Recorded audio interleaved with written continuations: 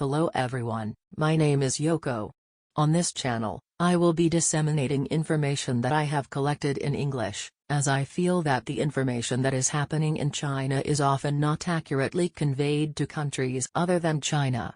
We obtain information from multiple media sources, so we would be happy if you could give us your opinions on the content of the video in the comments. Also, my native language is not English, so I use an AI speaker to create audio to convey information correctly. If you like it, please subscribe to the channel and support us. This time, I will talk about China's interest rate cuts and defense of the renminbi. China recently cut interest rates. As you know, China's economy is in a bad state, so they are cutting interest rates to try to revive the economy. By lowering interest rates and making it easier to borrow money, this policy is expected to encourage companies to make capital investments and increase employment. But I don't think it will be effective. Although interest rates were lowered in June, new loans in July were down 89% compared to June. A decrease of approximately 90% means that banks' lending has not increased even with interest rate cuts. This means that there is no demand for funds. In current China, there is no atmosphere in which companies borrow money to start something new, or borrow money to increase the number of employees and expand the size of the company.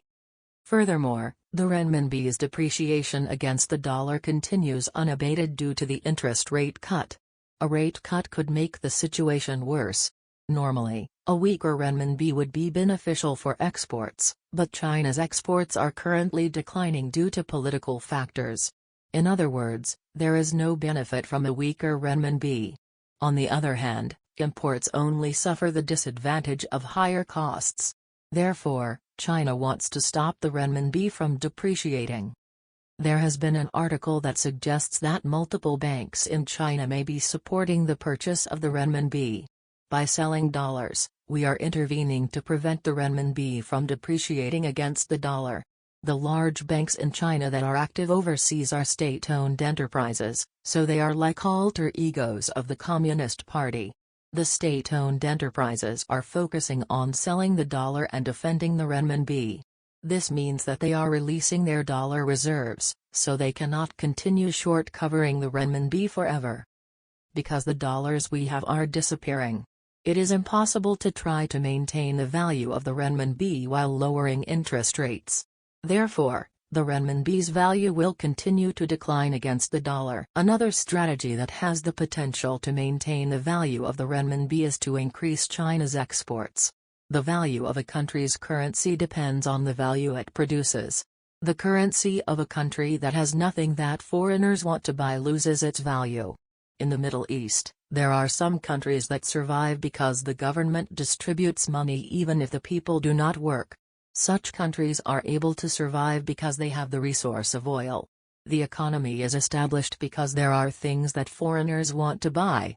However, unless we create something of value or sell resources, simply supplying money will not change the situation. China needs to provide products and services that are attractive to foreign countries, but while it was growing economically, it did not develop its own industry and produced products cheaply that could be supplied by other countries, so I'm having trouble with this.